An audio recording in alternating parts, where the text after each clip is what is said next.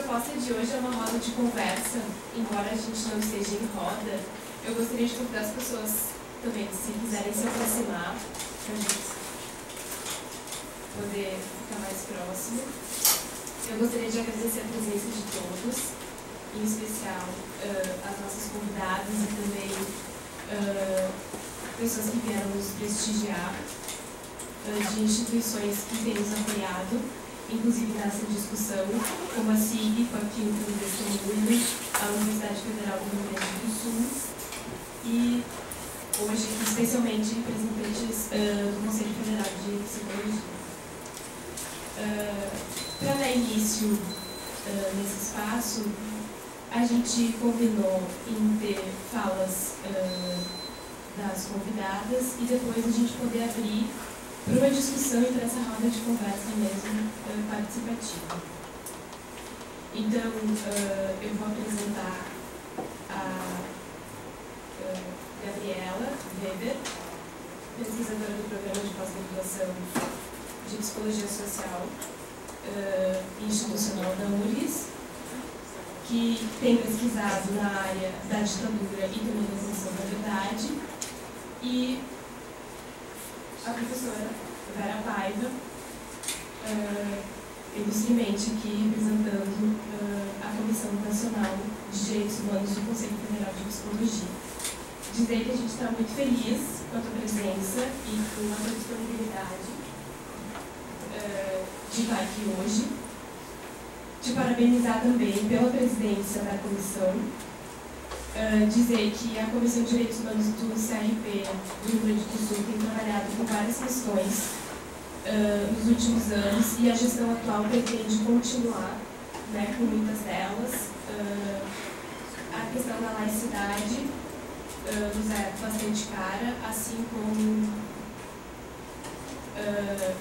a questão do racismo, que a gente tem iniciado um debate aqui na Comissão de Direitos Humanos, a criminalização do uso de drogas, o encarceramento de pessoas que usam drogas, as questões relacionadas também aos direitos reprodutivos, são pautas que a gente gostaria muito que pudessem continuar também no espaço do Conselho Federal e aqui no Regional.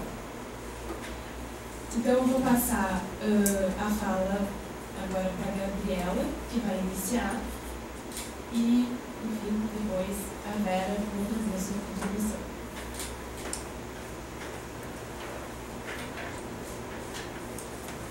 Eu agradeço, então, primeiramente pelo convite, né? Fico bem feliz de poder estar participando aqui, representando o programa de pós-graduação em Psicologia Social Institucional da URGS e de poder estar compartilhando esse momento com vocês, então. Como a Mariana já me apresentou anteriormente, então, eu sou a Gabriela e eu venho pesquisando, então, sobre as questões da ditadura civil-militar e um pouco das repercussões que isso ainda tem, dessas violências de Estado ainda hoje, também conjuntamente com a Comissão Nacional da Verdade. Bom, então a minha ideia foi, até comentei de talvez iniciar, porque hoje a proposta é que realmente estejam trocas, podemos todos estar se escutando um pouco, né, sobre a temática, e a minha ideia é poder trazer um pouquinho das questões que eu venho pesquisando, questões que eu venho refletindo, e também poder pontuar algumas questões iniciais, que com certeza vai ser ótimo depois poder ouvir a Vera, que com certeza vai poder falar de toda a vivência dela política, de toda a questão que ela, familiar, que ela tem. Então, na realidade, assim, a minha ideia inicial é poder falar um pouco da ditadura civil-militar brasileira. Eu acho que todo mundo já sabe um pouco o contexto em que a gente viveu a ditadura, mas acho que é importante retomar um pouco, assim, do quanto a nossa ditadura foi uma ditadura longa, né? E uma ditadura em que houveram muitas violências, então, torturas, prisões indevidas, muitos exílios, né? E uma ditadura que, de certa forma, acabou ficando, muitos momentos acabou caindo no esquecimento depois, quando isso passou, né? Então, eu vou trazendo um pouco esse apanhado, assim, e alguns pontos para a gente podendo trabalhar junto depois. Que é a questão do quanto, assim, nos primeiros meses da ditadura, em 1964, mais de 50 mil pessoas foram presas, né? São dados que a gente são importantes a gente saber para poder estar trabalhando com eles, ver o quanto isso é importante. Foi uma questão que realmente teve muita violência durante essa ditadura. Nessa via, então, dessa mesma forma, o Brasil ele foi o único país da América Latina que, após o seu término então, da ditadura, ele não julgou e nem puniu os seus torturadores, né? Isso, então, também é uma questão super importante que faz a gente ficar pensando o que acontece aí e poder refletir sobre essa temática, né? Da mesma forma, foi o último país a instaurar uma Comissão Nacional da Verdade, uma Comissão da Verdade, né?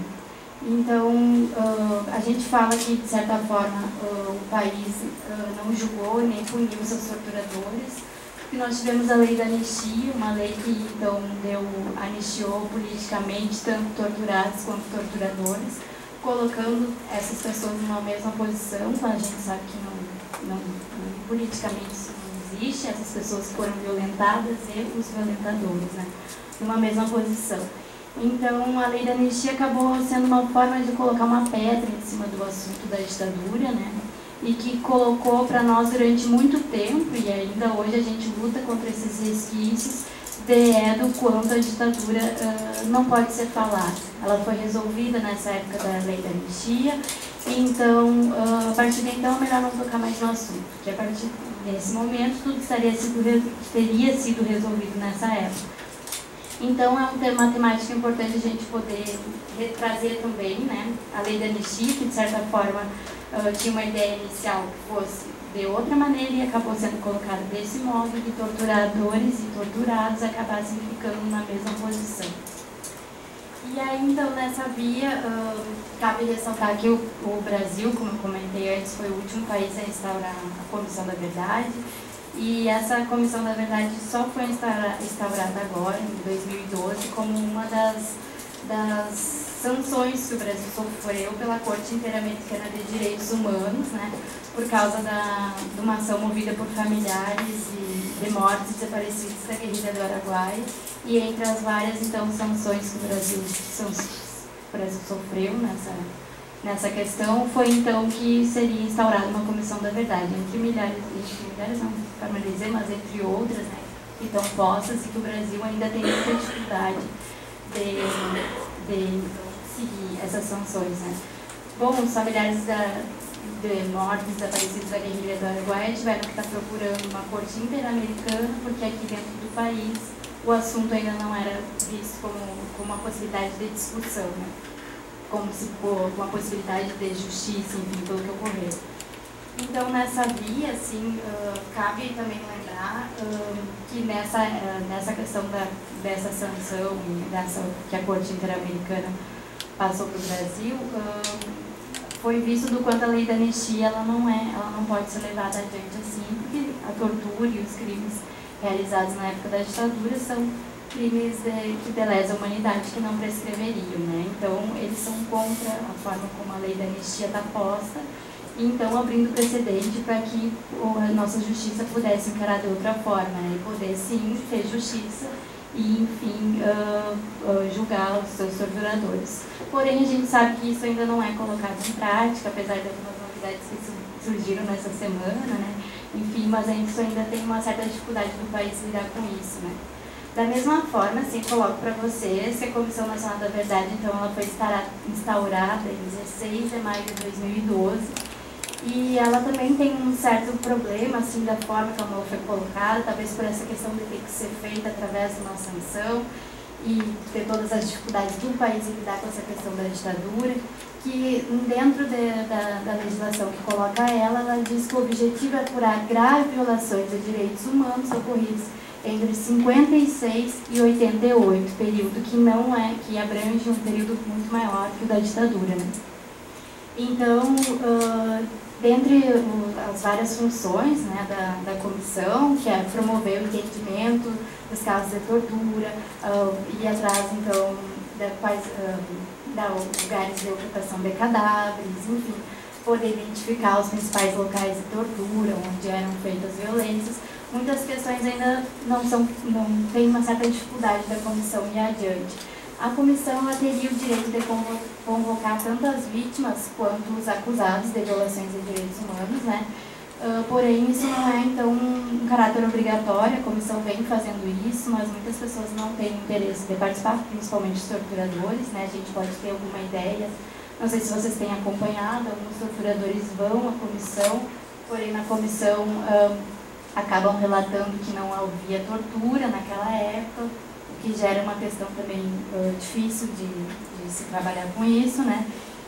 Tendo muitos dos torturados na comissão e dizendo que, bom, aquele torturador torturou, apesar de ele dizer que não, e outros como o Paulo Malhães, né, que foi até a comissão, deu seu depoimento, enfim, falou de algumas torturas, disse um pouco dos seus relatos, enfim, são algumas das questões que vêm surgindo na comissão, assim. Porém, então, essa é uma das dificuldades, né, convocar, né, com que essas pessoas apareçam na comissão e também ter acesso aos arquivos, né, que teriam, então, na legislação da comissão, garante o acesso a todos os arquivos referentes à época da ditadura, porém, a gente sabe que isso não se dá, né. Ou eles alegam que muitos arquivos já não existem mais, ou então que não, enfim, tem todo um trabalho aí que acaba acontecendo para que a gente não tenha acesso a esses arquivos, né? E aí, então, também uma questão que eu posso trazer para vocês, assim, de como a comissão se coloca, é que ela, então, foi instaurada em maio de 2012, em setembro de 2012, os próprios integrantes da comissão tiveram que se organizar para estabelecer de modo definitivo que quando eles falam em graves violações de direitos humanos, são graves violações de direitos humanos praticadas por agentes públicos. Isso não estava colocado na legislação da comissão. Então, uma comissão da verdade, que vem para falar sobre a ditadura civil-militar, que não está colocada no período da época da ditadura, é um período maior, que ainda por cima não está colocado que as violações aos direitos humanos são feitas porque eles estão investigando as violações feitas por agentes públicos ou pessoas que estejam a seu serviço, já tem algo também de uma certa dificuldade na instauração dessa comissão, né? De como ela se estabeleceu. Então, mesmo assim, apesar das dificuldades que a comissão vem passando, ainda são colocadas... ainda existe uma possibilidade de brecha, né, de abertura de espaços, como uma via de resgatar essas memórias, enquanto uma comissão instaurada pelo governo, pelo Estado, né, melhor dizendo, pelo Estado, e que estaria, então, dando lugar para essas pessoas, essas memórias que durante muito tempo ficaram dentro de um campo do esquecimento, né, isso que a gente vinha dizendo antes, a partir da lei da anistia, enfim, de várias configurações que o Estado foi tomando, esse assunto ficou dentro do campo do não dito, né? E aí, então, a comissão, apesar de todas as dificuldades que traz, vem com uma possibilidade de brecha, de falar sobre o assunto. Muitas críticas à comissão são também a forma como ela funciona, né? Que às vezes ela é de uma forma fechada, as pessoas não podem estar participando. Também existem algumas questões, assim, quando a comissão... que na realidade a comissão deveria estar instaurada de uma forma diferente, enfim. Porém, então, dessa forma, a comissão ainda é uma forma de abrir alguma possibilidade de dizermos e falarmos sobre o assunto, apesar de todas as dificuldades que ela passa, né? Então, assim, uma das questões que eu quero colocar, para depois a gente seguir conversando, né, é o quanto passados, então, hoje, esse ano, né, 29 anos do golpe militar, 50 anos, 29 anos do fim da ditadura, 50 anos do golpe militar, a gente ainda pode ver os resquícios, né, então, da ditadura na nossa atual sociedade, né. Então, a gente fala que a gente passou por um período de ditadura, por um período de democracia, né, mas que transição foi essa política que aconteceu, né, essa transição que é o que a gente vinha falando, que não foi bem colocado, enfim, como é que foi? Então, hoje em dia, a gente vê esses resquícios a partir das inúmeras violências que a gente ainda vê, torturas que a gente ainda vê, prisões indevidas, as formas, principalmente hoje em dia, com as pessoas que estão à margem da sociedade, né? Então, passamos então de uma época talvez dos subversivos aos bandidos, poderíamos falar, que hoje é o que as pessoas pregam na época da ditadura. O medo seria o medo quanto aos subversivos, hoje seria o medo quanto aos bandidos, e as pessoas que acabam ficando sem garantia dos seus direitos básicos, né? Então, nessa ideia, assim, do quanto essa violência acaba se perpetuando e atravessando a história brasileira, né? E aí eu acredito que nossa importância da nossa discussão e poder estar trazendo sempre esse assunto em questão é do quanto a gente pode estar lutando contra esse esquecimento, né? E a repetição desse horror, digamos, mas das violências que estão naquela época e que ainda se repetem hoje, né? Mas talvez só uma forma que a gente possa, isso a gente pode estar mudando o futuro, conhecendo de certa forma o nosso passado, né? Então, da importância de não esquecermos, o valor à memória, à verdade, à justiça, né? E assim, então, podemos que a gente possa abrir brechas, conhecermos uma outra história, que não é essa história oficial contada muitas vezes, né? Uma história daquilo que não foi dito, dando valor ao testemunho dessas pessoas, às narrativas, com uma possibilidade, então, somente dessa forma, com uma possibilidade de repente, a gente poder estar encarando de outra maneira as violências de Estado que vem se repetindo da época da ditadura ainda hoje. Eu quero abrir, assim, para a Vera, porque o que eu trouxe, que eu venho pesquisando também, vai muito, eu acho, ao encontro, vou te ouvir, claro, mas dos relatos que vocês, tanto tu quanto o Marcelo Paiva tem dado, né, sobre uma questão muito similar entre o caso do Rubens Paiva junto com o caso do Amarildo, as sessões de tortura, enfim, como sumiram os corpos que nunca se sabe onde estão, né? Ter toda essa questão, eu acho que isso vem também para contribuir nessa situação do quanto essa violência perpassa, essa violência marcada pelos não ditos, por não saber onde estão os corpos, marcada por esquecimento, né, da sociedade, enfim, perpassa. Paramos hoje numa sociedade democrática, mas que ainda tem esses resquícios, assim. Obrigada,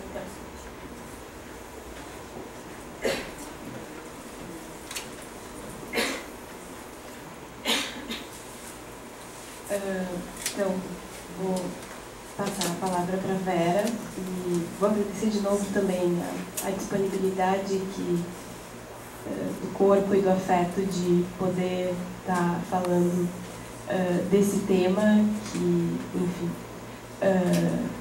nos é caro, e a ti, a tua história, muitíssimo. Então, agradecimento por poder compartilhar com a gente mais uma vez.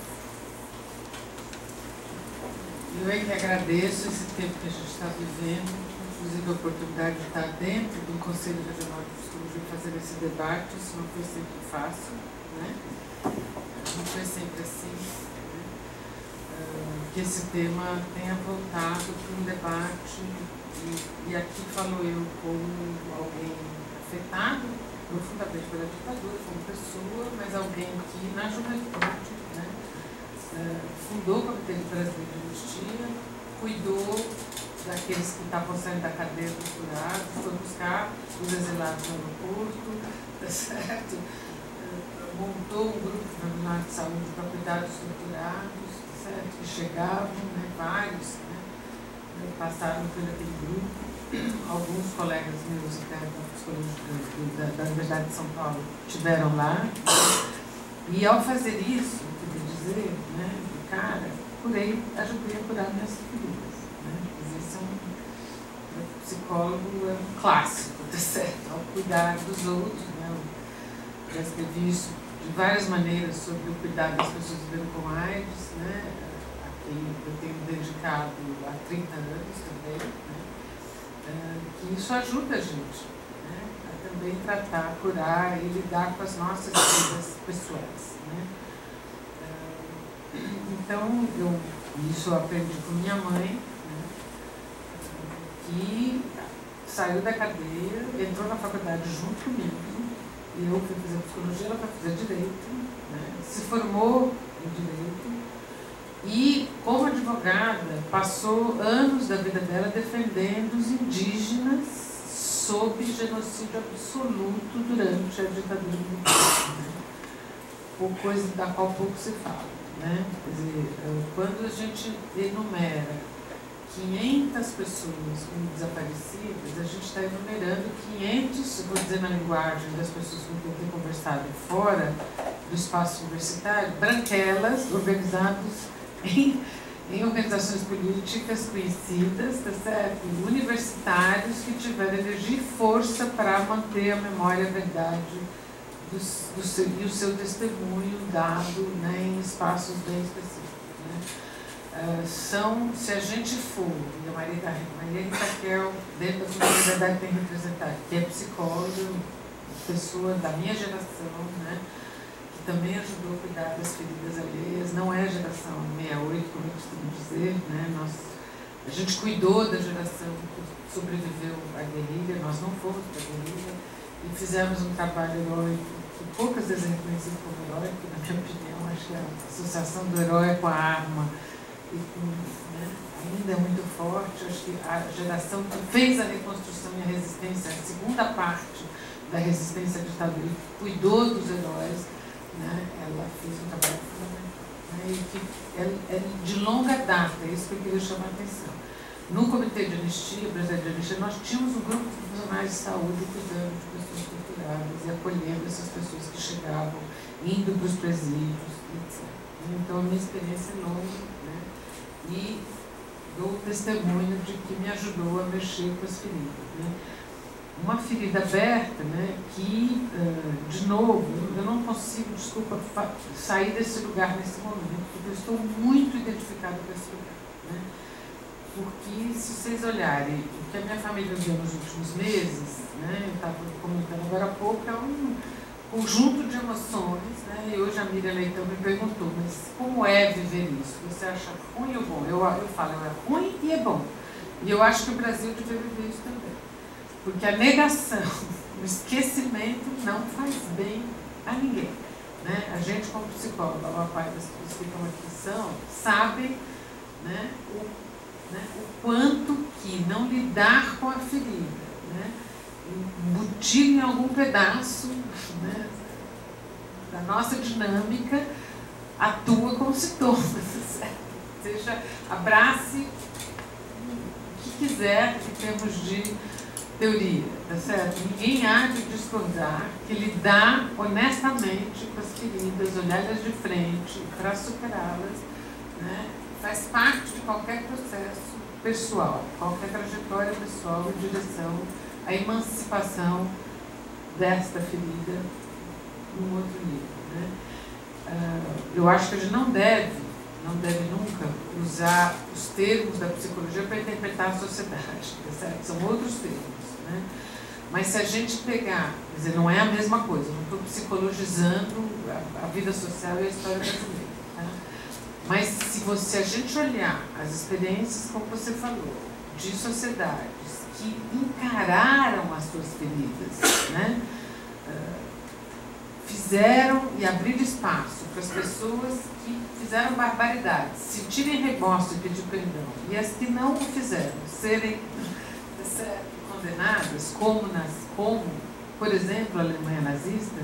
Se a gente percorre a Alemanha nazista, a gente tem que dar conta da vergonha e do remorso que aquela cultura tem coletivamente diante dos atos perpetrados pelo nazismo, e a memória está preservada, né, nos museus do Holocausto, que qualquer um de nós pode visitar, e dizendo para as pessoas que isso não vai ser repetido.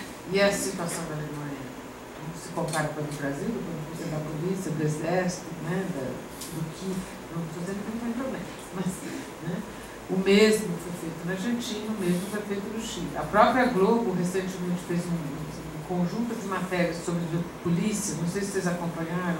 O último episódio pegou a polícia chilena como exemplo. Alguém viu isso? Não? É impressionante. Não há nada no Chile, embora o nível de desaparecimento, tortura e violência de Estado lá tenha sido em números contados maior do que o nosso. O que eu estou chamando a atenção aqui no Brasil, não se contou os números ainda, porque quem não é branquelo não está contado desses números, falando bem claro, tá certo? Tá? Os indígenas não estão, foi isso que a minha mãe foi fazer, né? E eles sofreram tortura, eles sofreram várias situações, tá certo? Para a ocupação de terra, para a Transamazônica. Pensem, né, a própria situação, quem foi que cuidou do Serra Pelada. Vocês sabem?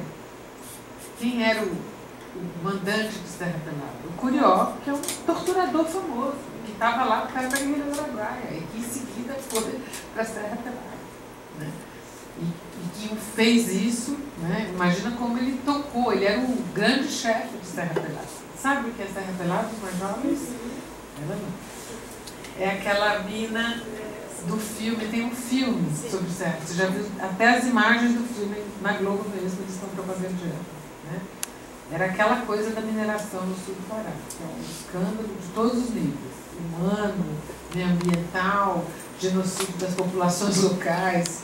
E quem coordenava aquilo era o Curió, né? Que em vários processos, semelhantes a esse que agora a gente mudou o jogo, no caso do meu pai, foi inocentado, o juiz não aceitou a denúncia dele como torturador. Né? Então, assim, a primeira coisa que eu queria compartilhar com vocês, como pessoa, como psicólogo que trabalha há 30 anos nisso, né, mais, desde 79, faz mais de 30 anos, com lidar com este sofrimento, né, que ele, ao ser testemunhado, ao sair, né, ao ser compartilhado num ambiente acolhedor, né, ele permite a superação, embora a experiência da tortura seja uma marca definitiva muito difícil de apagar, né? Muito difícil. E quando você olha o depoimento do Malhães, que foi a última tortura que a gente sofreu, né? Porque o Malhães, primeiro, não sei se vocês chegaram a ler os depoimentos dele sobre o caso do meu pai, né?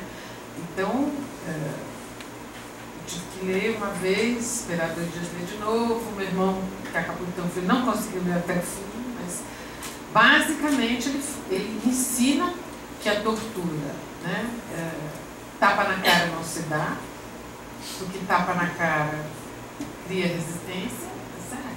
Mas pau de arara, choque, tudo aquilo que vocês, eu não vou descrever aqui, vocês sabem que é a tortura, é super eficaz porque derruba o cara definitivamente, tá certo? E não o deixa se recuperar. É uma humilhação definitiva para o resto da vida. E ele ainda acrescenta. O desaparecimento foi uma invenção da ditadura brasileira, não sei se vocês sabem, né? Embora nós tenhamos milhares de desaparecidos no Chile e na Argentina, são 2 ditaduras posteriores à nossa, quem inventou o desaparecimento foi a ditadura brasileira, e ele diz isso, tá?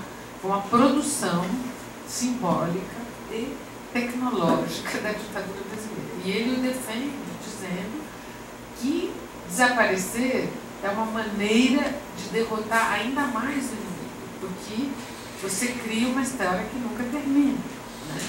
E as histórias de desaparecimento da minha família, de outras pessoas, não sei se aqui tem alguém com essa experiência, tá certo? Mas tem um livro que eu recomendo, do Bernardo Cis, que chama K. Alguém já leu? Já leu? Né? Ele descreve exatamente, nós estivemos lendo recentemente, Marcelo leu recentemente, eu já tinha lido, mas assim, as cenas que nós vivemos foi muito parecida e é repetida pelo Malhães. Pistas falsas o tempo inteiro, telefonemas de fora do Brasil, está certo? Dizendo, estou ligando da Espanha, sua filha está aqui. Ou eu era presa como militante do DCE da Anistia. O Tuma, esse que morreu como herói, lembra? Sabe quem é? O senador que me interrogou, dizia assim, teu pai tem culpa, teu pai tem culpa. Estou dramatizando demais. Teu pai tem culpa, uma outra família, eu sei o que vocês estão atrás. Isso foi me dito em 1977, 78, foi Tuma na minha cara. Né? Entende? Essa é a tortura, é uma tecnologia de tortura que o Malhães usou em 2014, certo? Porque ele vai para o Globo, ele é convocado pela Comissão da Verdade, não vai, tá certo? Desculpa, ele vai dar o testemunho para a Comissão da Verdade, o Ministério Público, que fez essa ação vitoriosa, que foi acolhida pelo juiz agora na segunda-feira, com base no caso do meu pai, né? Que é uma mudança radical, né? Que isso nunca aconteceu nos todos os outros casos que eu estava contando. Quando tentaram implicar o Curió, não deu certo. Quando tentaram Bolsonaro, vários outros envolvidos nesse tipo de violência de ontem e de hoje, sempre saem livres. Agora não saiu. Mas o que diz o Malheiros? A gente sabe, tá certo, que a tortura provoca esse sofrimento. Aí ele vai no domingo, dá um depoimento para o Globo, anonimamente. Tá certo? Isso faz, não sei mais quanto tempo faz, um pouco mais de quase 2 meses, tá? Eu abro, eu estava no Rio de Janeiro, por acaso, e li o Globo. Eu normalmente não leio o Globo, no Estadão. Estava eu e minha irmã lá, e abrimos o jornal, fui comprar o jornal na padaria e abri o Globo. Então, a tortura começa assim, ninguém nos avisou que aquele depoimento já está na primeira página do jornal. Você abre ele dizendo, explicando como que se tortura, como que se acaba com o corpo, até hoje, né? Se abre a barriga, se põe um monte de pedra para afundar bem e o corpo brotar. Né? Faz uma descrição detalhada de como o corpo do meu pai foi jogado, foi enterrado e desenterrado. E ele fala coisas, ossos, eu estou falando que eu já li várias vezes, já estou olhando como uma coisa, uma história que eu estou contando. Mas não foi assim nas primeiras vezes que eu estou dando testemunho. Não é assim as primeiras vezes. Agora eu consigo falar, porque eu já falei antes, já conversei sobre isso, e agora eu consigo falar sem me abalar, tá? Mas assim, fala de ossos podres, saco de osso, como que eles mascararam a cena para poder desenterrar e enterrar de novo, como que jogaram no mar. Bom, passamos um susto, elaboramos, etc. Fomos tomar um banho de mar no fim da tarde. Ele falou que jogou no mar. Eu entrei no mar, minha irmã também, nós não falamos sobre esse assunto, diferente daquele dia. A gente não sabe onde está o corpo do meu pai. Quando você ouve que ele foi jogado no mar, eu entrei no mar. Não sei se vocês teriam essa... Acho que vocês conseguem entender, tá? Tá, que bom, ele gostava muito do mar, o meu pai. Saí do mar, não comentei com a minha irmã. 2 dias depois, ele dá uma outra entrevista para o Dia, aí ele diz quem é, mostra a cara, dá o nome e diz que aquilo era mentira, que não era aquilo que aconteceu. É o mesmo despistamento que a gente sofreu durante 40 anos, o tempo inteiro. A minha mãe ouviu, era atuado o despistamento. O general fulano de tal quer falar com a senhora para me informação. Ela ia conversar com o general, não estou gritando. Ela ia na casa do general, escondido, porque ele estava dando depoimento para ela, que era coitada da família. Você está na Amazônia, uma hora vai aparecer, já vão soltar. Vocês não têm noção do que foi, né, a produção do sofrimento e da tortura planejada. Né? Então, assim,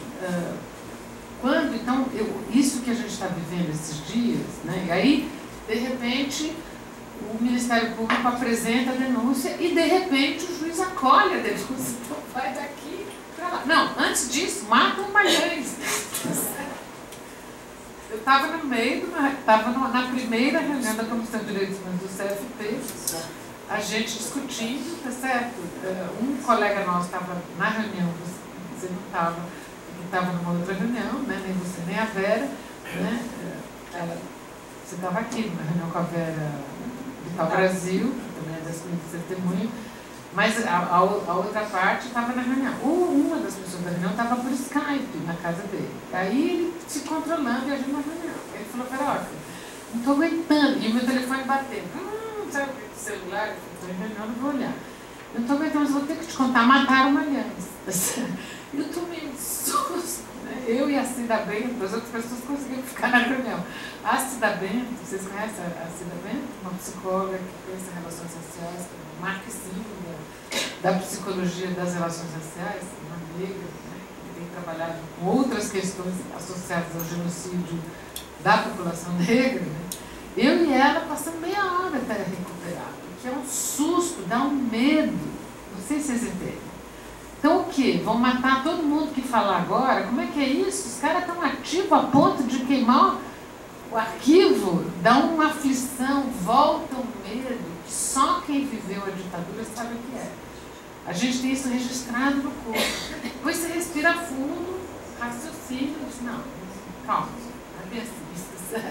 A Dilma é presidente, a gente tem que lembrar. Né? Tem juiz, está na Comissão da Verdade, não há de ser assim. Mas o medo, a própria Comissão da Verdade me ajuda fortemente. Né? Quando eu tive na segunda passagem, então estou mostrando para vocês que a ditadura e esse tipo de violência de Estado tem repercussões psicossociais importantíssimas. E que enquanto a gente não encerra esse período, elas se sustentam como parte do cenário cultural, né, brasileiro. Ok? Então, é paralelo, não é uma teoria interpretando o processo histórico, tá certo? Mas certamente são paralelos a possibilidade que a gente tem de falar e encarar, tirar o cheiro, né, abrir, né, o lixo, cheirar o lixo e dar conta do lixo, para a gente de fato chegar numa democracia de fato no Brasil, que só existe para os branquelos. Desculpa falar assim, mas eu quero mesmo interpelar vocês, certo? Tá? Entende? Porque, né, quer dizer, eles é que deram testemunho, eles que têm os números de desaparecidos contados, tá certo? Né? Não que não tenha um preto, 2 índios, 6 desaparecidos, mas de lá para cá, né, Amarildo, pegar. E assim, veja, o Amarildo foi anteontem, os casos que eu tenho, né, depois nós tivemos, ontem, a Cláudia, arrastada, também não é branca, prestem atenção, tá? E anteontem foi a Cláudia, que ontem foi o Bailarino da Globo, que fez Copacabana descer pro asfalto. E eu estava no Rio agora, ouvi comentários que Copacabana hoje em dia fica zerada à noite. Deixou abrancaiada, como me disse com esses termos, uma pessoa que eu encontrei hoje no aeroporto, em pânico, porque o morro desceu para o asfalto. Vocês viram o que aconteceu em Copacabana? Porque foi todo mundo para o enterro do menino e eles foram protestar em Copacabana. E a mãe do menino gritou: tortura nunca mais. Certo? Isto, para mim, é disso que eu estou falando. É uma tristeza profunda, mas me dá um alívio no momento seguinte. É isso que eu quero compartilhar com vocês. Porque, assim, o link, finalmente, a produção histórica do ciclo de violência que a gente vive no Brasil está sendo feita. Levamos 50 anos para fazer isso. Né? E, assim, por que no Chile não é assim? Vejam, se quiserem, a Globo falando da polícia chilena. O embaixador chileno me convidou para jantar um dia que eu estava lá numa reunião da comissão, porque ele queria ouvir da minha boca a experiência, esta coisa que eu tenho dito, ele não acreditava, ele queria ouvir mais, porque ele falou que ele é o torturado, é o vice-presidente político, que é embaixador do Chile hoje. Ele queria saber como que o Chile poderia, a experiência chilena poderia ajudar, porque ele falou: mas tem tortura? Eu falei: claro! A gente não imagina o quão absurdo é para um sul-africano, para um argentino e para um chileno, para não falar de um alemão, de um francês, de um bósnio, ouvir a quantidade de tortura que a gente tem no Brasil, coisa que nós normalizamos. Então, assim, eu acho, né, que, como ela estava dizendo, a gente foi de um longo período de esquecimento, de repressão básica, para um período de início de resgate da memória, que obrigou, por exemplo, vários perpetradores desse esquecimento, como a Rede Globo de televisão, a pedir desculpa. Fazer o primeiro movimento que é necessário, que é se arrepender e se desculpar. A Rede Globo, que também tem 50 anos, estava lá hoje de manhã, hein? Tá? No programa. Passou seu programa agora. Agora. Eu fiquei em dúvida, eu só via... Alguém me mandei lá na internet, espero que alguém grave. Então, eu e o juiz, justamente, saí da Rede Globo hoje. Tá? Mas a Rede Globo foi uma das pessoas que ajudou, uma das pessoas, das instituições encarnadas nas pessoas que fizeram isso, porque as instituições não existem sem as pessoas, né? Ok? Que perpetuou isso. Que promoveu esse esquecimento. A Rede Globo tem 50 anos. Sabe qual foi a melhor cobertura dos 50 anos do golpe? Não sei se vocês têm essa opinião que eu tenho. Record. Com todos os problemas que a gente possa atribuir a Record. A Record deu 2 furos de reportagem fundamentais. A Record mostrou a corrupção do general Cruel, aquele que era culpado do jogo lá, e que traiu o jogo no dia do golpe. Mostrou que ele recebeu uma mala de dólares, E mostra, portanto, que o que funda a corrupção não é o governo atual, tá certo? É o, né? A corrupção foi perpetrada pela primeira vez em larga escala, sem oposição e sem opinião pública mobilizada por conta da censura. Né? Não é que não existisse a corrupção antes, mas aí passou, deixou de ter liberdade para denunciar a corrupção. A gente sabia que o Adhemar de Barros era corrupto, mas a gente xingava o Adhemar de Barros. Dali em diante, até o Adhemar de Barros foi caçado pela ditadura, diga-se de passagem. Né? Então, a Record, vocês provavelmente não lembram disso, talvez só os mais velhos aqui, alguns de que eu estou vendo que são mais velhos. Foi incendiada 3 vezes, vocês lembram disso? Pegou fogo 3 vezes. Ela era líder de audiência, era dos festivais, tem filmes, tem um documentário sobre os festivais da Record, maravilhoso, imperdível. Quem é velhinho, como eu, lembra que a gente cresceu vendo a TV Record e a Tupi. A Record foi incendiada 3 vezes. Na memória do jornalismo tem isso. Então eles fizeram, né, um apanhado sobre a ditadura melhor que a Globo. Mas a Globo levou 50 anos para pedir desculpa. A Folha pediu uma desculpa que eu não aceitei. A Globo fez uma desculpa melhor, eu até posso aceitar. E sem isso a gente não anda para frente, de alguma maneira. Certo? Mas 50 anos? Então, se de um lado a gente tem o esquecimento, a memória e a verdade, e a gaúcha, de que eu gosto muito, a Maria do Rosário, sempre diz verdade entre aspas, porque ela sabe que o problema epistemológico que é a gente falar em nome de alguma verdade, a informação acadêmica forte, né? Mas é uma verdade que não estava sendo dita. Agora a gente está com esse acolhimento do processo contra o Rio Centro, contra o caso do meu pai, que não é, o caso do meu pai é emblemático, eu quero deixar isso claro. Não é, é o Ministério Público, não é um advogado da família processando o Estado. Entenderam? É o Ministério Público, em nome da causa e do bem público, tá, com base num caso dizendo que a tortura e a anistia, quer dizer, a interpretação da lei da anistia, como você estava falando, não pode ser a interpretação de que crime conexo também está anistiado. É isso que ele está dizendo. Com base na legislação internacional. Né? E nessa, eu queria contar, vocês talvez não saibam, né? E vou encerrar logo, senão a gente não vai conversar. Nessa denúncia feita pelo Ministério Público, eu estava comentando com vocês agora há pouco, o que me deixou extremamente feliz é que são todos muito jovens. Os operadores de direito envolvidos no Ministério Público, nesse grupo de trabalho, tem em média 35 anos. O Suriyama, que apresentou, né, liderou, tem 40.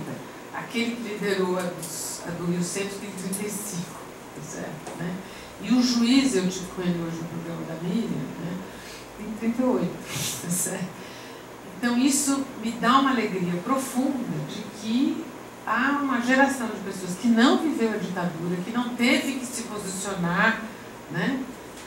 Todo lado do bandido, eu estou contra o bandido, e é com isso que eu quero encerrar, né? Porque a geração 68 teve gente dos dois lados. Quem é que está no Supremo? Quem é que é juiz? Né? Pensa um pouquinho, que geração são essas pessoas que estão lá? Que geração é o Joaquim Barbosa? É a mesma do Zé Dirceu. Que geração é, entenderam? O juiz da Suprema Corte, né? Não estou nem discutindo a questão do mensalão, mas eu estou só exemplificando para os dois lados, né, do debate, tá certo? Ambos viveram, cada um ao seu lado, não estão lá à toa, tá certo? No lugar que estão. Tá?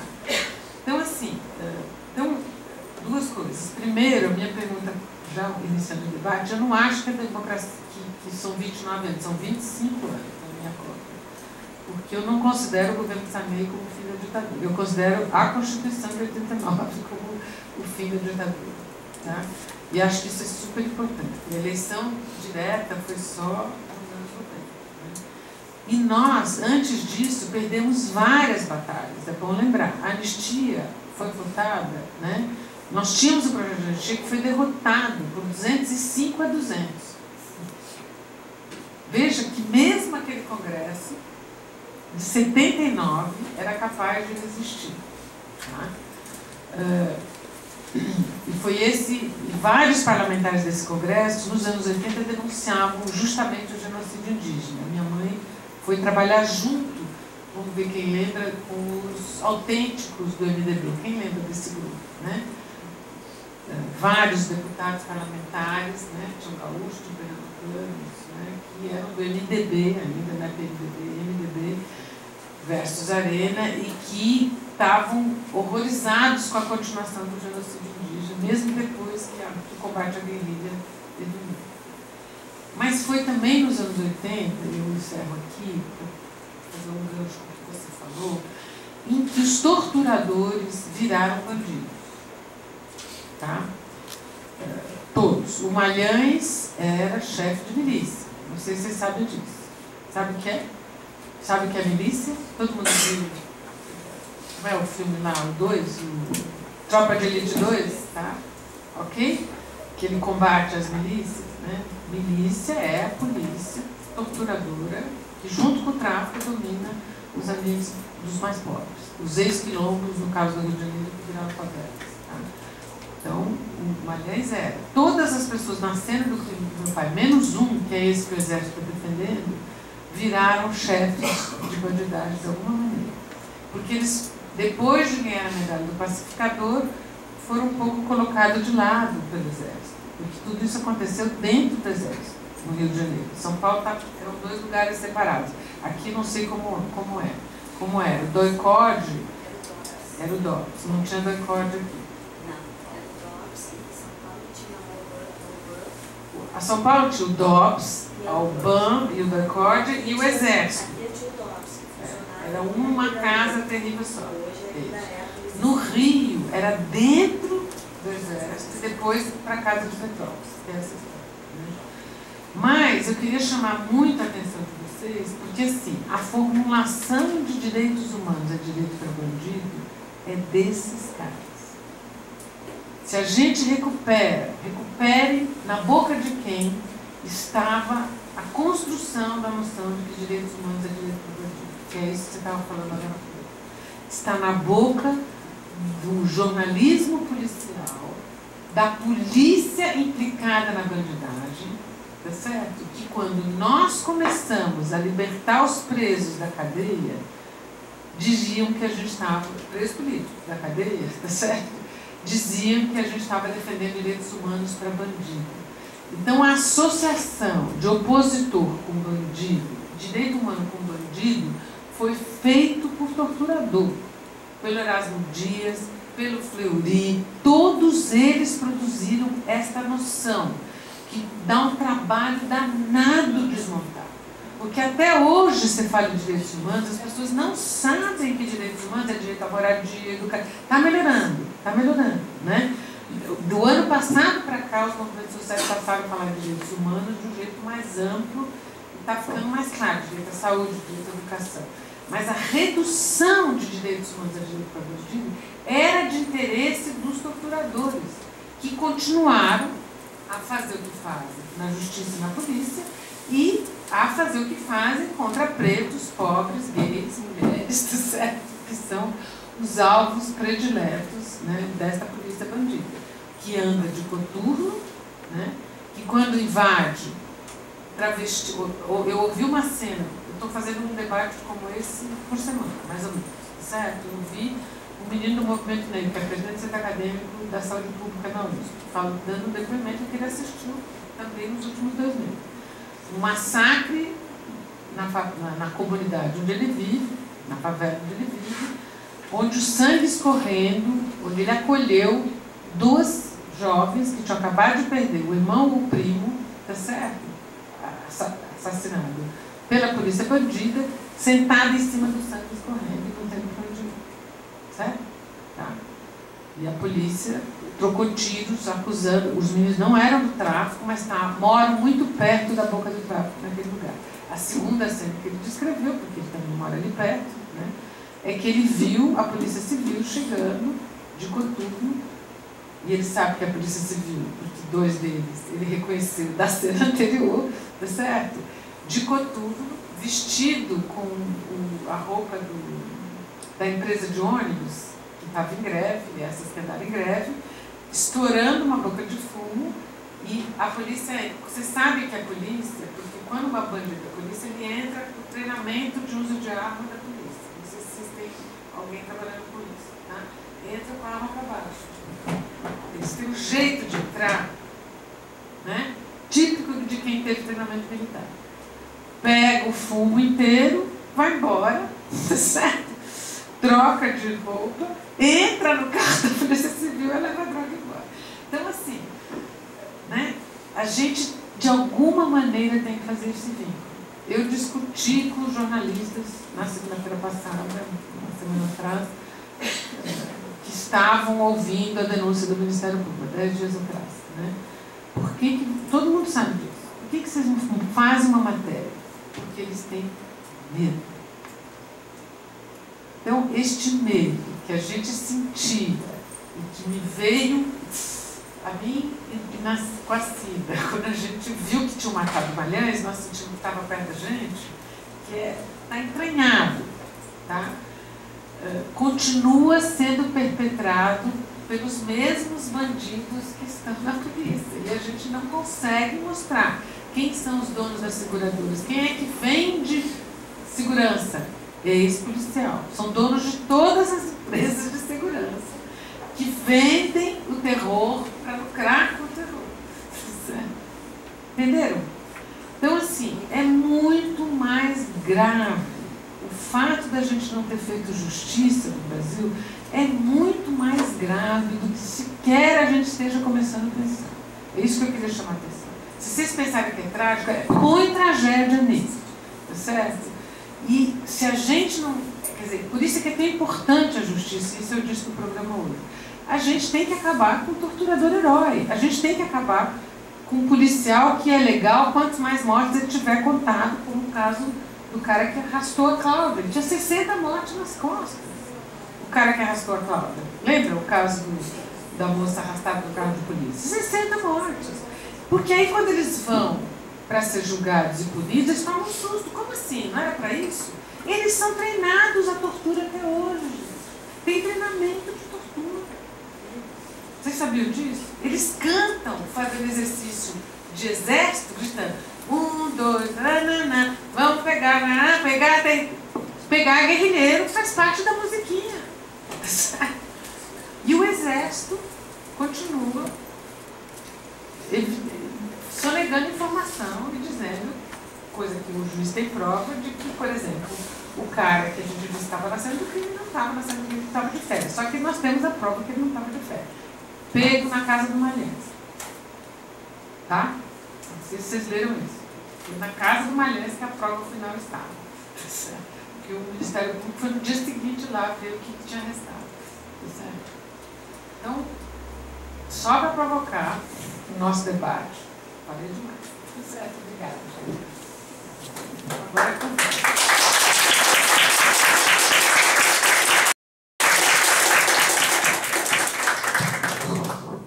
Agradeço a Gabriela e a Vera. Vou iniciar aí com todas as provocações que as falas trouxeram.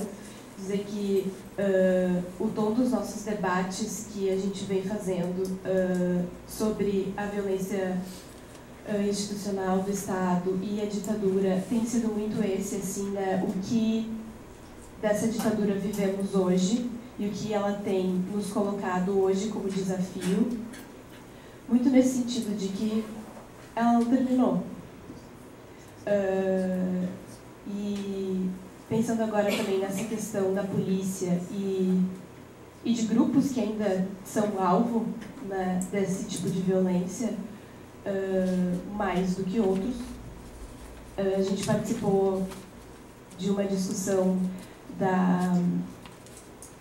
de uma desmilitarização da polícia, né, que é algo que também vem tramitando aí com uma PEC e que não é muito falado, e enfim, que não tem muito eco na mídia, mas que traz esse reflexo agora que a Vera trouxe, do quanto a tecnologia militar ainda faz parte da nossa organização social E, enfim, agora com a Copa também vindo, né, e com todos os movimentos que vêm acontecendo também no Brasil desde junho do ano passado, nos trazem, né, o Exército, inclusive, agora não só como a polícia, mas o Exército, né, para a rua,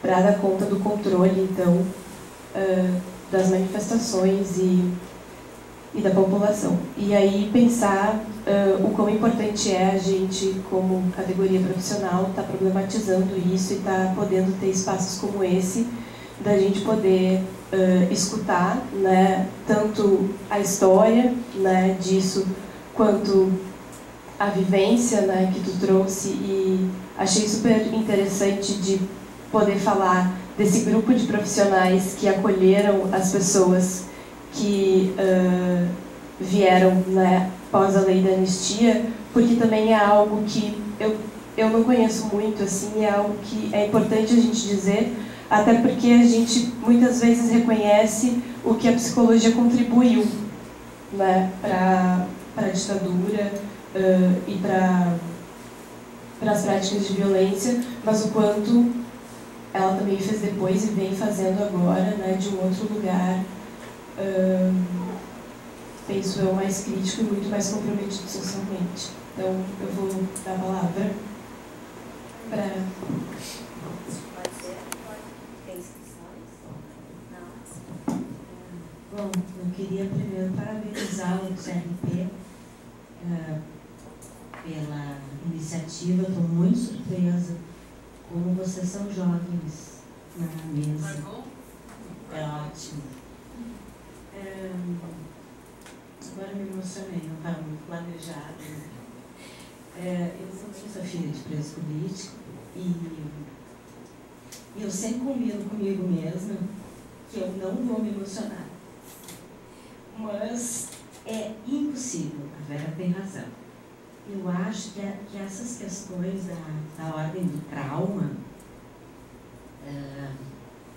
elas funcionam, me parece, como que em camadas. Eu acho que tem um trauma cultural, eu acho que tem um trauma familiar, e eu acho que tem um trauma social. E também os individuais, né? Bom, eu gostei muito e agradeço muito que a Vera está aqui, porque eu concordo que as pessoas têm que saber cada vez mais desse assunto.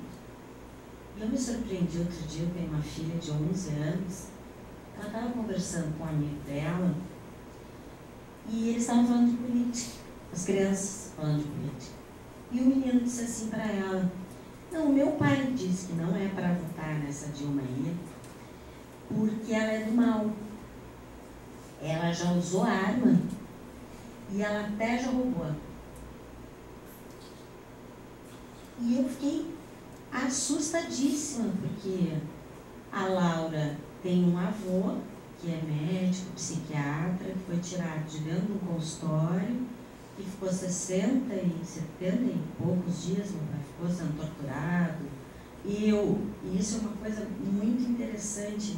A família também é muito torturada, né? E a família tem que se encontrar várias vezes também para fazer aproximações do que é fantasia de cada um e o que é realidade, né? Eu lembro de uma cena minha, que eu era pequenininha, eu acompanhei a minha mãe, a gente foi ao UBAN, a gente foi ao DOPS, e uma das táticas de família de preso político é não parar de procurar e de conversar com as pessoas. Isso é o que mantém vivo. Então, assim, eu acho importante, porque na minha família sempre tinha um fantasma que um dia podia a ditadura voltar. Eu não sei como é que era na tua, mas a gente sempre falava nisso, assim, lá pelas tantas. Tá, e se voltar, como é que a gente vai fazer? Porque agora nós somos outros, né? Eu digo, bom, eu acho que eu pego todo mundo e levo embora daqui. Eu disse. Aí minha mãe disse, não, mas também embora daqui, por quê? E nós ficávamos horas nessa, porque isso é um tipo de loucura, né? De tu ficar imaginando que uma situação violenta poderá voltar, que é uma maneira de negar as situações violentas que têm que ser vistas, como essa da polícia, né?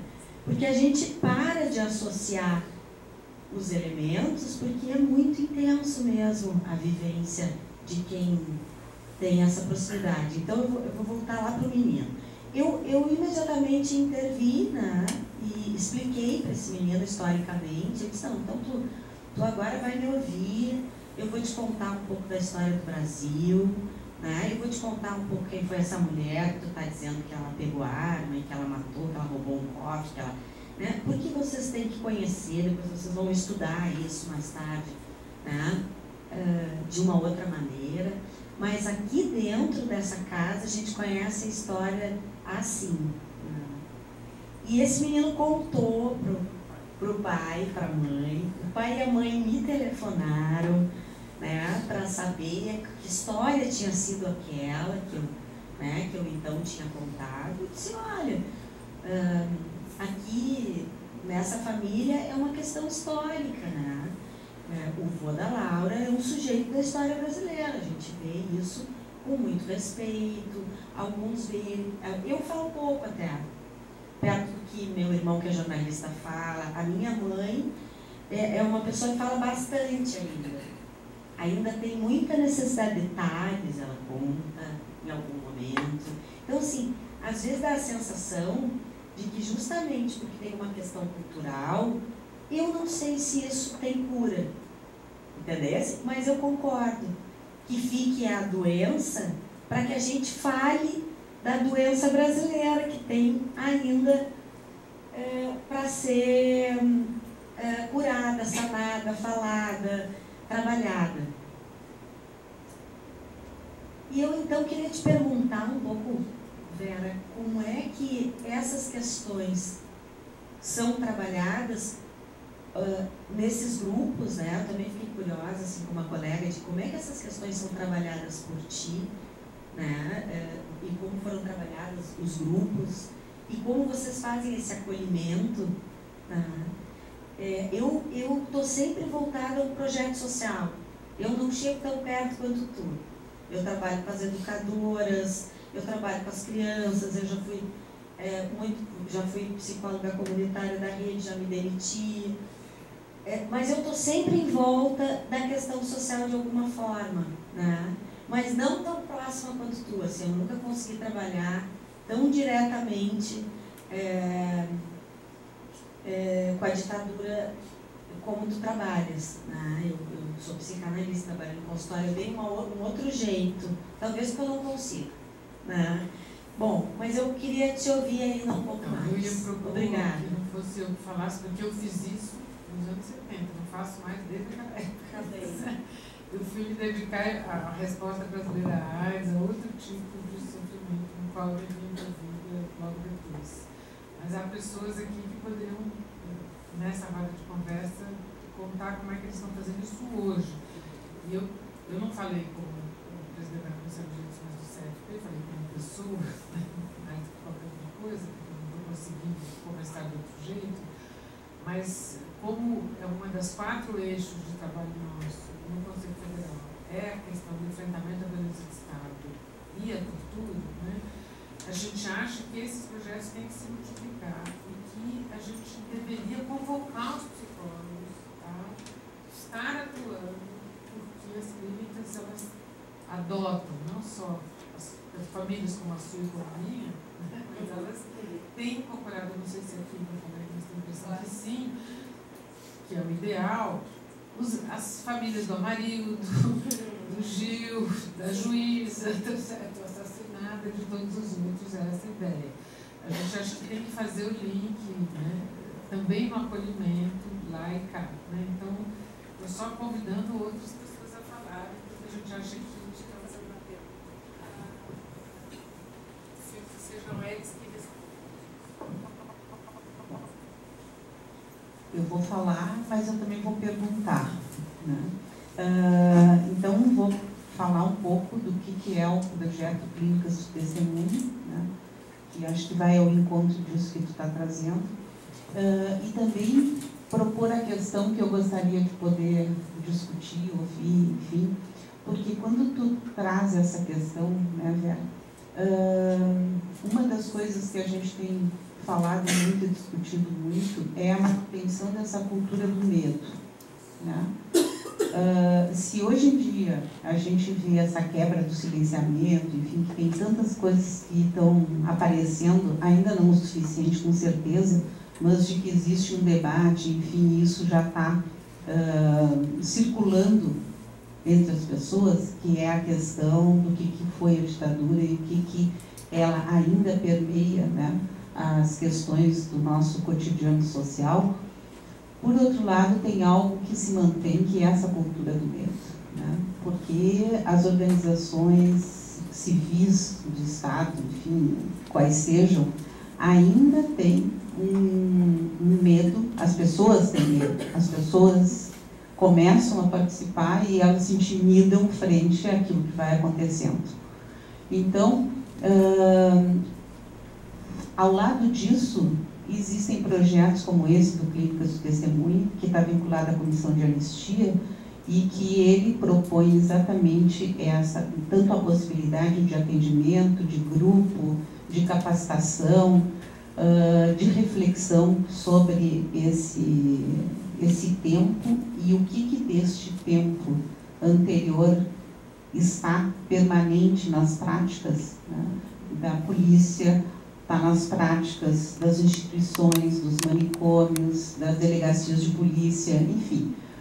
Mas que como ainda é precário, digamos assim, como ainda é pouco aquilo que são as políticas públicas de enfrentamento à violência. Então, eu acho que sim, a gente tem um compromisso dentro do próprio Clínicas, porque o Clínicas é um projeto datado, quer dizer, ele tem um tempo de duração, né? Ele vai se extinguir, mas ele vai, da forma como está proposto, ele vai haver agora uma prorrogação. Ele deveria terminar em dezembro de 2014 e vai se prolongar a princípio até 2015. Mas a proposta é exatamente essa, de convocar e de fazer essa discussão de que isto que está proposto dentro de um projeto, digamos, que tem como público-alvo as pessoas que foram afetadas pela violência de Estado no regime da ditadura civil-militar, de que possa se estender a uma proposta de um plano de política pública do governo. Então, eu acho que isso é muito importante, que a gente pense na contraposição disso que ainda é o medo que se instaura, ainda é isso que faz com que ainda esteja tão incipiente essa proposta de que a lei da anistia seja modificada, de que as pessoas sejam convocadas a não só a falar, porque a Comissão da Verdade também é datada, né? Mas que as pessoas venham a serem julgadas, a serem indiciadas, enfim, a serem conhecidas, e que não fique nesse mesmo plano, porque eu concordo completamente com o que tu disseste, que a ideia do bandido e do guerrilheiro, né, de que está dentro da mesma lógica, ou seja, o guerrilheiro se tornou bandido e, portanto, tem que ser tratado da mesma forma, né, e que isso também coloca de que o torturador e o torturado estão na mesma lógica quando não estão na mesma lógica. Então, a gente tem que romper com isso, mas só que romper com isso é exatamente se enfrentar com a violência que ainda permanece e com a violência que ainda é feita diante das pessoas que tentam quebrar essa lógica de que é tudo a mesma coisa. Então, eu queria um pouco ouvir vocês, né, tanto no nível da militância, no nível acadêmico, enfim, nos vários níveis onde essa discussão se coloca, e nós que estamos nessa linha de frente agora, nós, eu digo, dentro do Clínicas, que fundamentalmente é composto por psicanalistas e por psicólogos, e que a gente está fazendo essa discussão e essa possibilidade de atendimento no nível privado, individual, mas também no nível coletivo, através dos grupos de testemunho, através das discussões que a gente está chamando de conversas públicas, que são discussões públicas sobre temas que dizem respeito a a romper essa lógica, né, de que bandido é igual a guerrilheiro e que tem que ser tratado à porrada. Então, eu queria ouvir vocês um pouco nesse sentido de quebrar, ou quais são os enfrentamentos para quebrar esse medo que ainda existe e a relação disso com políticas públicas contra a violência. Aproveitando o que ela falou, eu gostaria de perguntar assim, o que a gente... Gostaria de perguntar, com tanta informação que tem, está sendo divulgada, todas essas questões vindo à tona da ditadura militar, vários grupos de pessoas, assim, a gente está em uma conversa, alguma coisa, porque no tempo da ditadura é bom, e a gente fala e nada convence, parece sim, a gente, mas teve tortura, teve uma série de coisas, e as pessoas não entendem, isso é muita gente, e o que a gente faz para poder quebrar isso daí?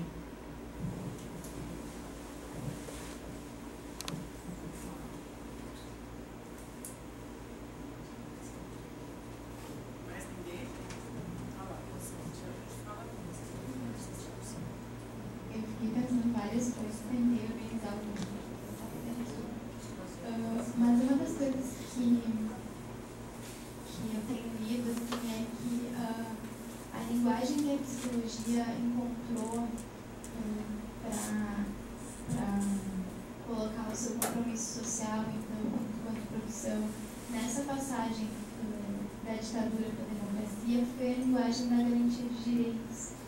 E a partir daí que muitas práticas e intervenções passaram a ser desenvolvidas.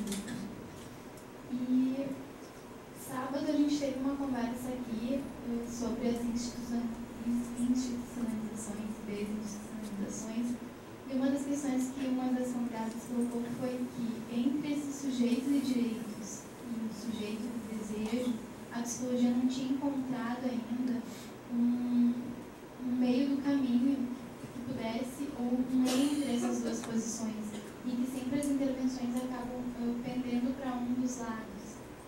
E aí o que eu fiquei pensando foi, assim, então 29 anos ou 25 anos depois dessa abertura política, se a gente teria uma outra linguagem que pudesse dar conta disso, que fosse além desse discurso da garantia de direitos, né, e pensando assim, bom, quais os efeitos assim, dessa circulação desse discurso para a gente, né, esses processos que a gente tem visto também de judicialização da vida e das relações, né.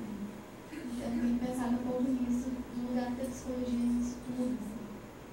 E aí, a outra questão que eu queria colocar, só para aproveitar, é que quando a gente lê e ouve vídeos, né, documentários sobre o período da ditadura e como isso foi se construindo, né, e como foi se construindo a imagem do inimigo público, do inimigo interno, né, a ser enfrentado, assim, a gente pode pensar, eu não sei se a gente pode pensar, mas eu tenho pensado muito hoje nessa construção do inimigo interno, que é o jovem negro pobre, né, e, bom, a gente vendo tudo isso agora, assim, e tendo essa outra experiência, o que a gente tem conseguido de produzir de diferente daquele momento, assim, que não uma impotência diante disso, a gente vê que isso está acontecendo, bom, e aí o que a gente vai fazendo com isso que a gente vai vendo? E aí, pensando um pouco nessa questão que tu trouxeste antes da sociedade encarar suas feridas, né? Eu queria perguntar para vocês assim, se vocês têm algum dado, uma questão sobre a situação dos negros nesse período da ditadura, se tem alguma especificidade, né, pensando que a gente vive num país do mito da democracia racial, né, que é uma coisa que eu tenho pensado um pouco, em que esse racismo ele é negado, né, e aí a gente ouve falar dos indígenas e dos branquelos, né, assim, fiquei pensando qual é o lugar do negro nessa história da ditadura, nesse período da ditadura do país, se vocês têm alguma notícia. Bom, eu também até queria dizer, né, fazia muito tempo que não vinha ao conselho, quero agradecer um pouco esse convite para vir aqui hoje, poder reencontrar a Vera, né, e fizemos movimentos estudantil nos anos 70 e, né, de vez em quando eu olho assim, eu vislumbro uns 20 anos, sei lá, na época que nós tínhamos. E para mim uma questão que tu falaste, entre todas, assim, que toca, me sensibiliza muito, é isso que tu demarca do que foram os anos 70, né? Quando tu diz, eu não sou geração propriamente 68. E a minha sensação é que os anos 70 foram um pouco apagados, e a palavra que me vem é clandestino, né? A questão da clandestinidade, que eu acho, né, eu também sou geração dos anos 70, entrei na psicologia da Luz no início dos anos 70, me formei em 78, e a gente fazia encontros estudantis nacionais clandestinos. A gente não tem fotos desse período, a gente não queria que as pessoas perguntassem quem é que está aqui. Então, esses registros de cartas que a gente queimava, livros que a gente escondia, e muitas vezes a história contada, mesmo agora recontada nos 50 anos, pula a década. É 68, 70, 71, os presos, os desaparecidos, os que caíram na clandestinidade, aí vai para 79, a discussão. Então, esses anos todos, a minha sensação o que é a experiência, né, tão dolorosa, muito maior, né, mas dos que sobreviveram presos ou clandestinos, e esses cuidados que eu acho que a geração 60 colocou, os que entraram na universidade em 70, e movimento operário também, não acho só o movimento estudantil, que era se esconder. Né? Eu dei um depoimento, sou uma das 10 ali que dá um depoimento. Quando eu fui entrevistada, eu não sabia muito, não tinha nada muito organizado para dar esse depoimento. Fui tentando, né, pensar e eu acho que é uma questão muito sensível, assim, essa década quase silenciada. Né? A gente, se hoje muitas dessas figuras são figuras públicas, e às vezes me perguntam, meu companheiro, por exemplo, né? E daí diz, a pessoa pública, eu digo, olha, eu conheço ele do tempo que ele se escondia, literalmente, tinha saído da prisão há pouco, eu ia caminhando com ele pela rua, de repente desaparecia. Disse, não, eu vi um policial, não sei o quê. O Pedro Selle, né, um notório torturador, a gente, eu morei na Zona Sul, há pouco tempo, ia para Garopaba veranear, ele tinha uma casa. Eu não tinha, falaste agora de entrar no mar, eu não tinha, recolhi as crianças, vamos entrar no mar. Agora que o Pedro Selle está lá, eu comecei a dizer, eu não quero mais ir passar minhas férias num lugar onde o notório torturador está lá muito à vontade. Mas mais queria dizer assim da alegria desse reencontro, e a pergunta é, e os anos 70? Eu gostaria de falar, mas eu tenho um problema com o microfone. Eu não tenho o microfone na mão, mas eu acho que dá para explicar. Né? E vou falar do meu lugar, tanto de profissão, de explorador, trabalho pequeno também, junto ao Henrique, a próxima também te conheces. E também tenho grande satisfação e prazer de participar entre os testemunhos da Bárbara e o nosso coletivo.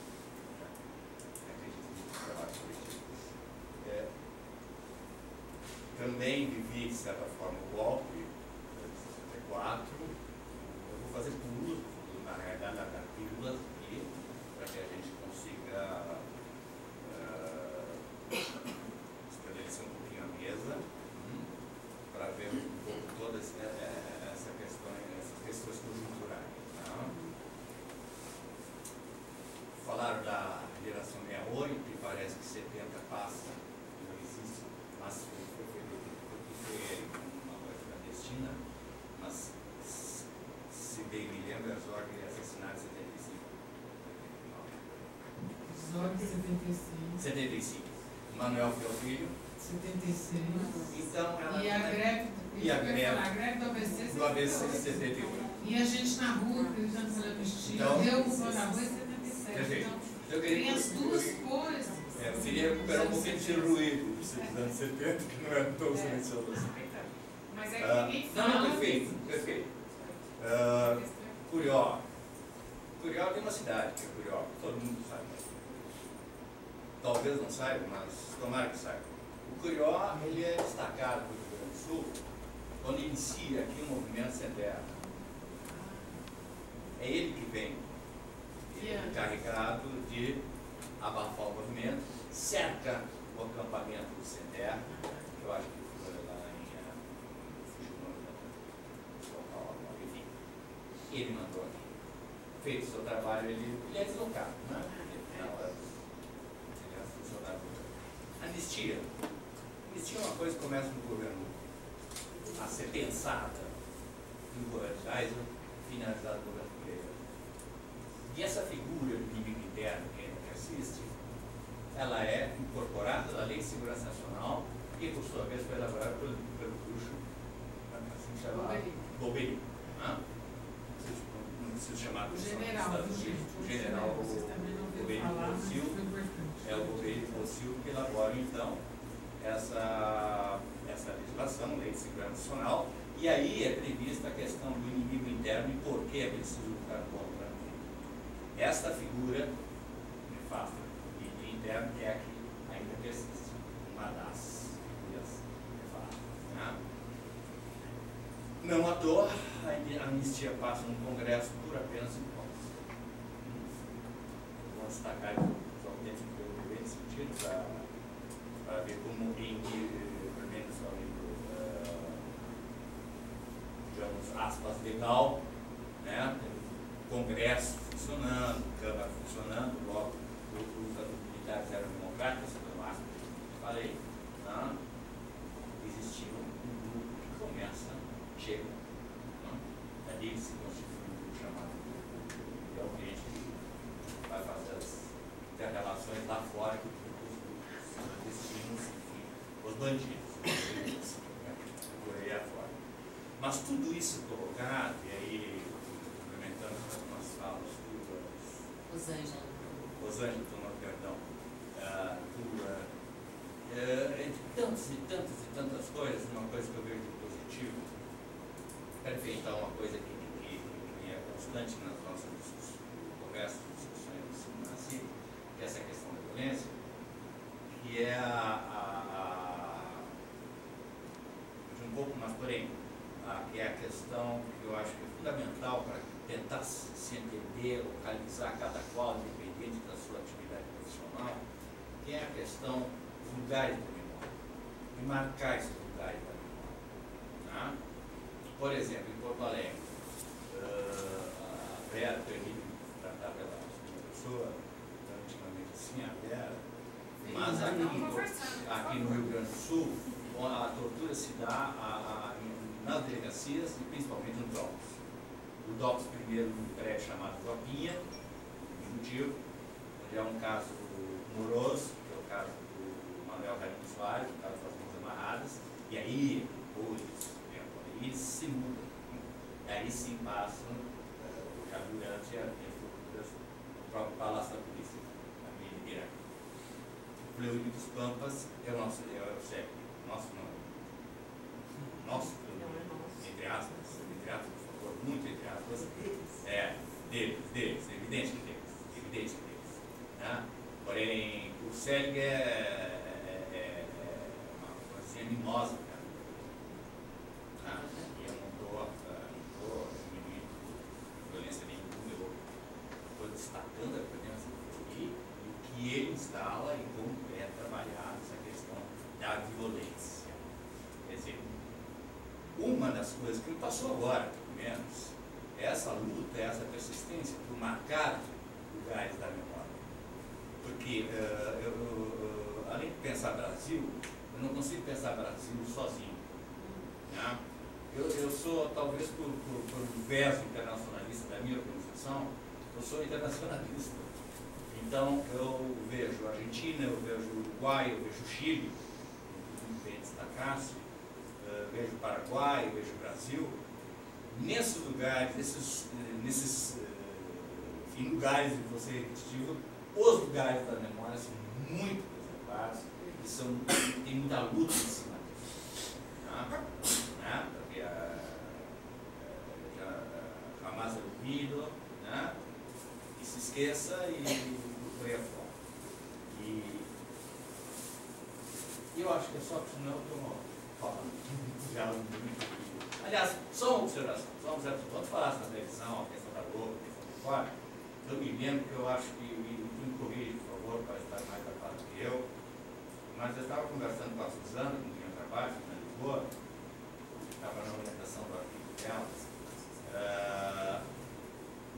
houve um episódio com o Caco e ela me disse assim, a participação do Caco Barcelos, ela me chateada, me traga, verdade. Porque senão ninguém sabe quem é Caco Barcelos. O Caco Barcelos foi o primeiro a denunciar a bala de Perus. E foi ele que fez essa cena, né? Eu fui entrevistada por ele. Exato. Então a minha única observação era que eu não lembrava se tinha sido pela Record ou pela Globo. A questão da bala de Perus. Isso é pela Record. Não sei quando ele saiu. Pois é, não, Mas foi o Caco Barcelos. Esse dá uma informação, menina. só por esse fato. Muito obrigado. Só queria acrescentar a questão dos lugares da tortura aqui no Rio Grande do Sul. Também se torturava dentro dos quartéis. Não só no DOC, Na delegacia Sim, sim, sim. guardas. Na oitava só- delegacia que tem do lado. Sim, sim. Mas dentro dos quartéis também, né? Se sequestrava, eles legalizavam a soltura, preso de dentro do quartel e ao sair eles mesmos se sequestravam para matar ou torturar, né? E também quero dizer que eu participo do grupo de testemunhas, né? Da CIP, que é um resgate da nossa cidadania, né? Pois é. Não Tem que me sei aproximar de você, por favor, com a Bárbara. Eu também sou filha de preso política, né? E então nos dá um lugar de sujeito, já que nós não fomos os protagonistas dessa história, nós tivemos um lugar nessa história. Então, quero dizer da importância desse grupo, né?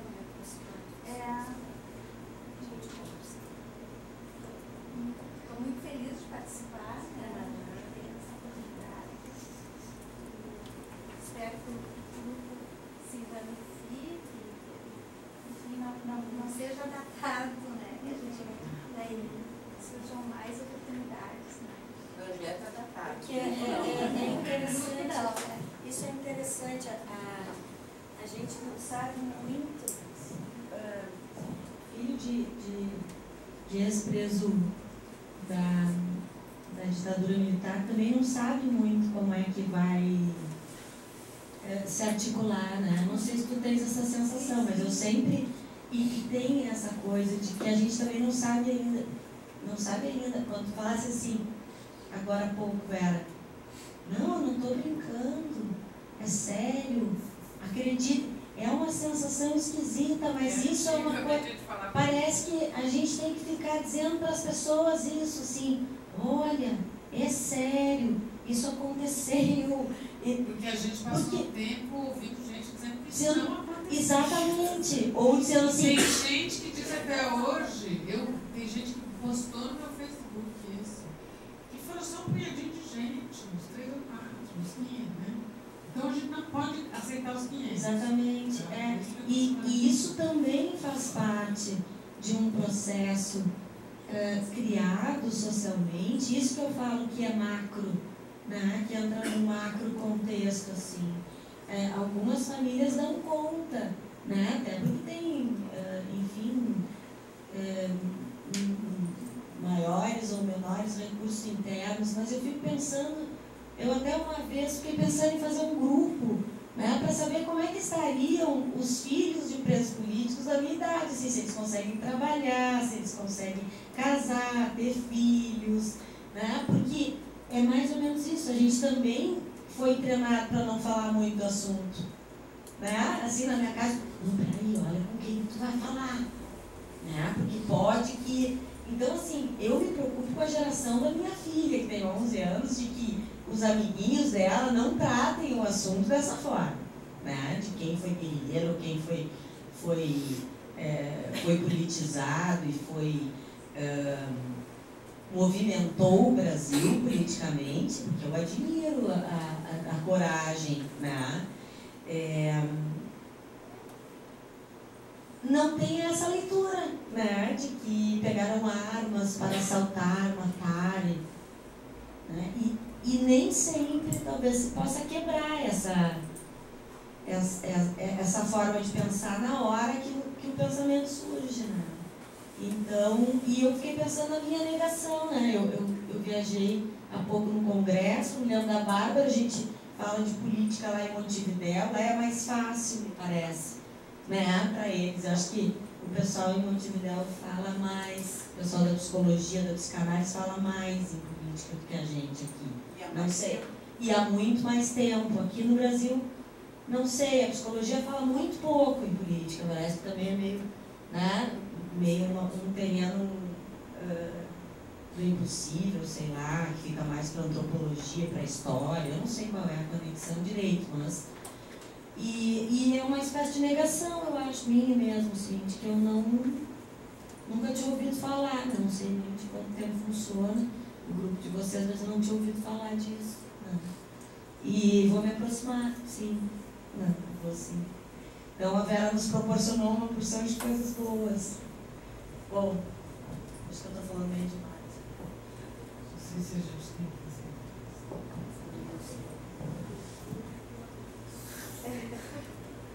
Assim, só para não entender que daqui a pouco eu esqueci.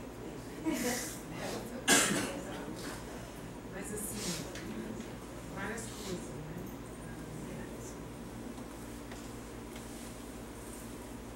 Vou chamar a atenção um pouco aí, olhando um pouco do ponto de vista do Conselho Federal, né, das iniciativas, né. Uma das coisas que a gente precisa ter em conta agora é da repercussão que esse livro e-book teve. Tá? Teve uma repercussão positiva, mas teve uma negativa. Porque muitas pessoas não estão incluídas naquele livro. Não pelo que foi feito, mas pelo que ele não fez. Excelente. E eu estou querendo aproveitar, não sei se vocês entendem, teve gente ofendida, gente chateada, por que não está fulano de tal, por que fulano de tal não está lá, por que não deu testemunho. O e-book é o que vai estar lançado, eu quero reforçar a proposta. Né? Não tem nenhum para mostrar, gente? Né? Mas tem ele impresso e tem ele online. Né? Houve várias pessoas que ficaram chateadíssimas de terem sido convocadas. Casos importantes que não foram lembrados. Chama da vida que resiste. Esse está falando, ela é do federal. Do federal. Essa aqui está sendo lançada no regional. Isso, mas assim, eu não sei se é a mesma lógica, né? Mas assim, isso. Mas o que eu quero dizer com isso? Veja, se a gente fosse pegar só quem está aqui e falou, olha quanto testemunho tem. Então a gente tinha que tratar esse tipo de projeto, de registro testemunhal, como uma coisa que não tem prazo para terminar. E a gente tem que tratar esses produtos como algo que não tem prazo para terminar. Qual é a vantagem da gente viver na época da cibernética, da internet, como é que chama isso? Tá certo? É porque é fácil de fazer. Não precisa botar no papel, não precisa, né? Então, assim, eu convoco vocês todos não só a aderirem aos projetos das clínicas de testemunho, mas ao obter os testemunhos e a permissão para divulgá-los, a gente tratar este projeto como um projeto não acabado. Porque provocou muita suscetibilidade quando você ouviu. Teve gente que ficou muito brava de pessoas históricas que não foram envolvidas, não foram citadas, não foram convidadas. Né? Mas esse é o problema quando a gente faz a coisa do começo e meio fim. Quando a gente diz que são 500 desaparecidos e não... Tá certo? Se a gente entende que isso é um processo, né, a gente para de falar essas bobagens. né, e para de fechar o projeto. A gente tem que mantê-lo aberto, porque nós precisamos que ele permaneça aberto. É isso que eu quero chamar a atenção. E há maneiras de você, já respondendo a sua questão, né, que eu acho fundamental ter defendido isso, que tem espaço, quando você tem espaços de memória, né, compartilhada, né, você consegue, você tem onde depositar esta memória, que é uma marca, você tem quase que um modo de mobiliar. Olha, você vai na entrevista, a sua entrevista vai estar no museu, a sua entrevista vai estar naquele espaço. A gente produz uma mobilização de outra qualidade, na minha opinião. Tem coisas que a gente não quer disponibilizar ao público, talvez. Tem coisas que a gente quer, né? Então, eu acho que a gente tem que produzir um processo interminável, assim como a tortura deles é interminável, nós vamos produzir um processo interminável, não sei se você está me acompanhando, de testemunhar, de guardar, de ter espaços de localizar. Então, um exemplo, né, disso, para fortalecer o que vocês estão propondo e marcar mais ainda o que eu quero dizer. Eu estou num projeto no Vale do Ribeira, né, que não tem nada que tenha a ver com prevenção de AIDS, tem a ver com sexualidade adolescente, o outro já chego na judicialização, que vem daí um pouco a sua preocupação, eu tenho essa preocupação quando penso em direitos sexuais e reprodutivos, por exemplo, né? Mas estou lá trabalhando. E minha família, meu pai e eu, a gente cresceu numa fazenda lá, né? Tanto que meu pai foi eleito como deputado, teve muito voto na região do Vale do Ribeira. Ele, como engenheiro, construiu ponte, estrada, a família é meio conhecida. Eu estou lá 3, 4, 5 anos, né, nesse pedaço específico de Eldorado Paulista, onde tem os quilombolas, há 2 anos. Nunca, sempre me apresento como Vera Paiva, não digo de que família sou. Tá? Mas agora sai no jornal, na televisão, todo mundo viu, certo? Então, me vi, né? Não foi... Aí o quilombola bem veinho, levanta a mão para mim e fala assim: a senhora é filha do Rubens, né? Aquele da fazenda. Sou. Pois é. E aí ele começa a falar, e começa a lembrar, e meu pai, claro, tem uma mítica heróica, né? Marcelo, meu irmão, tem muita coisa que ajuda a minha família, né? Fico pensando assim, por que a minha família? Porque tem o Marcelo, né? Tem um conjunto de coisas que vai ajudando a minha família e não outros. Eu agradeço sempre o privilégio de ter a minha família, né? E sempre penso que eu tenho que pensar nas outras, tá certo? Porque senão não é bem isso, né? Mas voltando, ele, acaba a reunião, eu estava lá, ele estava com o avô do menino do quilombo que estava no meu projeto, entendeu? E aí foi e tal, falando de sexo, de masturbação, foi uma coisa, por outro lado, direitos sexuais, reprodutivos, a prevenção. Aí vou num outro momento, de dia, e está lá o senhorzinho louco para falar comigo, trouxe a família, certo, para falar comigo. E começa a dizer assim: nossa, eu lembro dentro da guerrilha. E aí as pessoas da família dele nunca tinham ouvido ele falar disso, porque passou uma guerrilha no Vale do Ribeira. Não sei se vocês sabem disso. Lamarca esteve por lá. E foi bárbaro. E a população, tal como a população indígena, não estou para fazer o link com a questão negra que vocês levantaram, tá? Alguém levantou, não sei quem foi, que é importante, tá? Ali passou a guerrilha. E esse velhinho começou a contar a história e começou a tremer, falando dele. Ele não conseguia até o fim da história. Era a primeira vez que ele falava, e os netos dele, que estão no projeto com a gente, no colegial, nunca tinham ouvido falar. Aí, pá, vamos comer, vamos não comer. E eu sei como é que funciona o testemunho. O testemunho não pode ser na lata nesses casos, tá certo? A memória tem que ter esses espaços para quem está disposto a falar. Mas tem as pessoas dessas comunidades, o tamanho do medo é gigantesco. Então, a regra do silêncio, que perpetua nas comunidades faveladas, por exemplo, tem uma regra, lei do silêncio. Ninguém conta quem foi que matou quem é o bandido. Impera, um pouco respondendo a sua questão. Esse senhor só falou que nós fomos, e eu estou ligada, estou sabendo, estou trabalhando com isso faz tempo, não sou historiadora, mas a manha da etnografia eu tenho. Certo? Então fomos comer no boteco. Vamos comer no boteco, tem lugar para comer no boteco. Você vai ficar por aqui, vamos. E aí fomos conversando, ele foi, parou de tremer quando tomou umas 3 pingas, tá certo? E aí passou 2 horas contando história de cenas horríveis que ele testemunhou. E ele não deixou de chegar aos netos, porque o testemunho ele aparece assim mesmo. Você começa a falar e de repente começa a falar, e assim processa, né? E ele só estava diante de mim, digamos assim, né? E das pessoas, os netos do lado. Os netos assim, ó. Nunca tinha ouvido o vô falar. Percebe? Tá? Também porque as famílias protegem os filhos. Minha mãe nunca falou tudo. Quem mais escutou a história da minha mãe foi o Marcelo, e ele disse que ele teve um momento que ele, ou ele escutava, ele não podia sair de perto, não podia reagir, não podia nada. No início do acidente, ele escutou muita história da minha mãe. Minha mãe, olha que louco, né?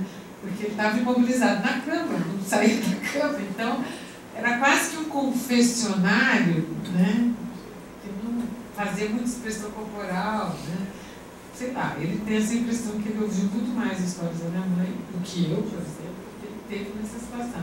Então, vejam, é importante a gente pensar, né, de que essas práticas, eu quero só chamar a atenção, são práticas da vida cotidiana, que são tecnologias das quais a gente tem que beber. Não é necessariamente o discurso tradicional psicológico, tá certo? Né, das tecnologias clássicas da psicologia, só que a gente tem que beber. Há maneiras do povo contar história que são extremamente emancipadoras do sofrimento, né? Que é na base da contação da história, e que a gente tem que inventar recursos, porque nós não vamos trazer o povo para o consultório. Você pode esquecer. A gente tem que levar o consultório ao povo, tá certo? Né? Quando a gente de um outro jeito de trabalhar, né? E há maneiras indiretas de fazer isso, né? Que tem que estar nos termos da cultura popular. É isso que eu quero chamar bem a atenção. Eu dei esse exemplo radical como quilombola, mas isso a gente começou a experimentar num pedaço inteiro, porque isso começou lá na Serra do Quilombo, em Eldorado, e aí nós aprendemos e fomos trazendo até Iguape, que é na beira do mar, depois lá no mapa. Né? Eldorado Paulista, onde tem as cavernas do Diabo, tarará, né? Registro, para quem já foi para São Paulo de carro, Iguape.